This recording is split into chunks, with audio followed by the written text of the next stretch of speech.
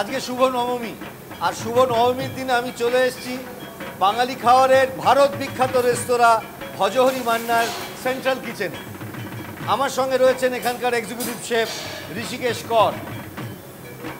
পুজো special ইলিশ ভাপা এখানে তৈরি হচ্ছে শয়ে শয়ে, আর সেই রেসিপি আপনাদের আমরা শেখাবো যাতে বাড়িতে বসে পুজোর দিনে আপনারা তৈরি করতে পারেন। ঋষিকেশ দা, এখন তুমি তৈরি করছো ইলিশ ভাপা, মানে পুজো স্পেশাল ইলিশ ভাপা। আমরা সবার আগে দেখিয়ে দিই দর্শকদের যে এই ইলিশ ভাপা তৈরি করতে কি কি উপকরণ লাগছে। গাদা ও পেটি মেলানো ইলিশ মাছের খণ্ড, টক দই, হলুদ গুঁড়ো, নুন, শুকনো লঙ্কার গুঁড়ো, পোস্ত বাটা, সাদা সর্ষে বাটা, কাঁচা লঙ্কা বাটা, সর্ষের তেল, গোটা কাঁচা লঙ্কা। খুব মন দিয়ে দেখুন ভজহরি মান্নার পুজো স্পেশাল ইলিশ ভাপা কিভাবে তৈরি হচ্ছে। কড়া আঁচে বসিয়ে তার মধ্যে জল দেওয়া হচ্ছে। দেখুন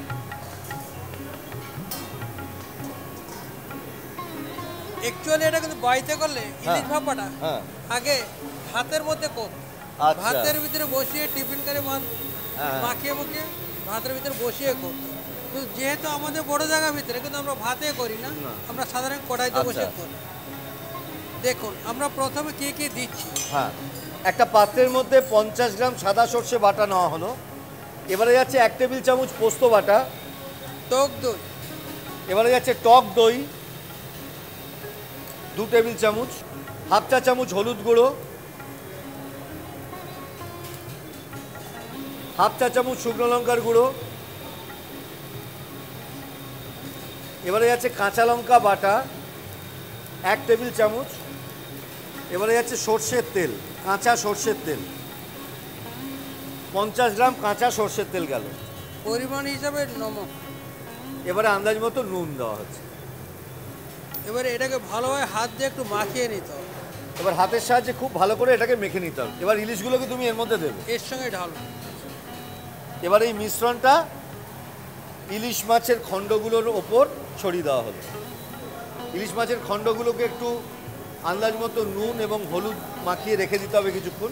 এবারে এর মধ্যে গোটা কাঁচা লঙ্কা দেওয়া হচ্ছে, প্রায় 8-10 পিস, প্রায় 10 পিস গোটা কাঁচা লঙ্কা দেওয়া হলো এর মধ্যে। খুব ভালো করে হাতের সাহায্যে ইলিশ মাছের খণ্ডগুলোর গায়ে ভালো করে এই মিশ্রণটা মাখিয়ে নিতে হবে।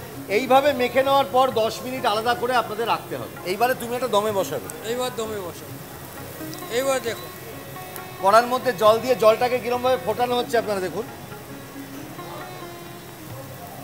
জলটা এরকম ফুটে উঠলে এবারে এই ফুটন্ত জলের ওপর ডেচকি সমেত মিশ্রণ মাখানো ইলিশ মাছের খণ্ডগুলোকে রেখে এবার ঢাকা দিয়ে এটাকে ভাপে বসাতে হবে। ঋষিকেশ দা, এটা কি নিভু আঁচে হবে তো রান্নাটা? না, আঁচটা একটু স্পিড থাকবে। আচ্ছা, মাছটা ভাপেতে বয়েল হবে। আচ্ছা, কতক্ষণ এটা ভাপ দিতে হবে? Maximum 20 minute. বাড়ির গ্যাসে মাঝারি আঁচে ঢাকনা বন্ধ করে আপনারা ইলিশ মাছকে ভাপে বসাবেন।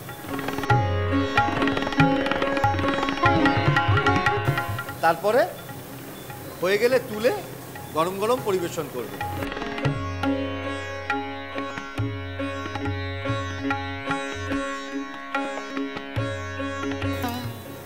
ভজহরি মান্নার পুজো স্পেশাল ভাপা ইলিশ তৈরি হয়ে গেল। এইবার পরিবেশনের পালা।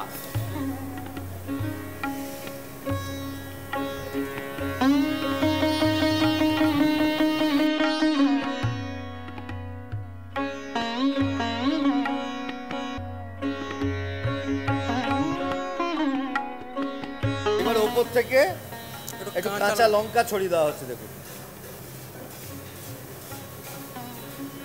ছড়িয়ে দিয়ে পুজো স্পেশাল ভাপা ইলিশ পরিবেশন করতে হবে। শিখে নিলেন ভজহরি মান্নার পুজো স্পেশাল ইলিশ ভাপা। দ্য গ্রেট ঋষিকেশ কর তৈরি করে দেখালো একেবারে ভজহরি মান্নার সেন্ট্রাল কিচেন থেকে। আজকে নবমীর দিনে এই দুর্দান্ত পদটা আপনারা শিখলেন। আপনারা ভজহরি মান্নাতে অনেকেই লাইন লাগিয়েছেন খাবেন বলে পুজোর দিনে, তারা তো এইসব জিনিসগুলো খাবেনি। আর যারা বাড়িতে থেকে তৈরি করে খেতে চান তারাও তৈরি করে ফেলতে পারেন। আপনারা আমার এই মতন যেন আপনারা দেখে দেখে করতে পারেন। ঋষিকেশ দা সকাল থেকে রাত অবধি খেটে রান্না করছেন, আপনারা ভজনী মান্নাতে গিয়ে পুজোর দিনে খাবেন, আনন্দ পাবেন এবং শিখে নিলেন, বাড়িতেও তৈরি করবেন।